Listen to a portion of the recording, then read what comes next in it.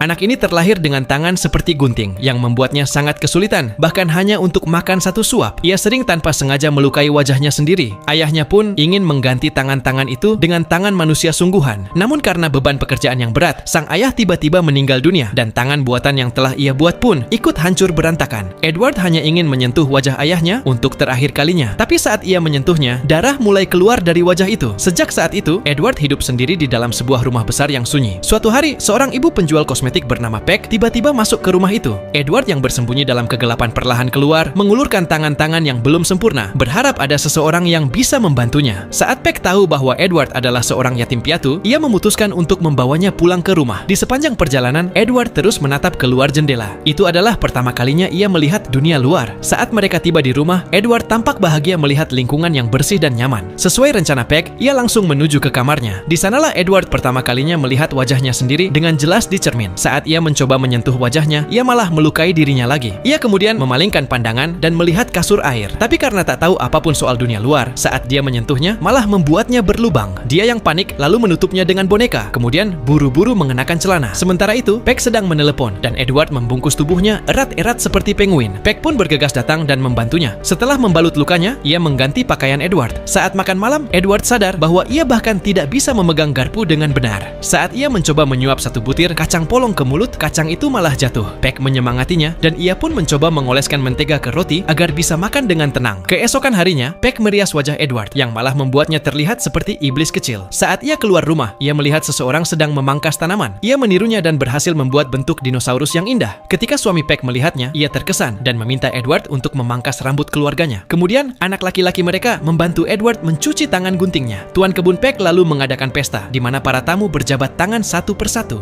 Tapi mereka berhenti saat tiba di Edward. Setelah itu, Edward memanggang daging dengan gaya unik menggunakan tangannya. Tiba-tiba, seorang pria tua datang dan berkata, "Aku terkena pecahan bom saat perang. Sejak saat itu, aku tak bisa merasakan apapun." Saat itu juga, Peck menyuapinya es krim. Satu persatu, para wanita pun mulai menyuapi Edward dengan makanan masing-masing. Dan momen itu menjadi pengalaman pertama Edward merasakan cinta.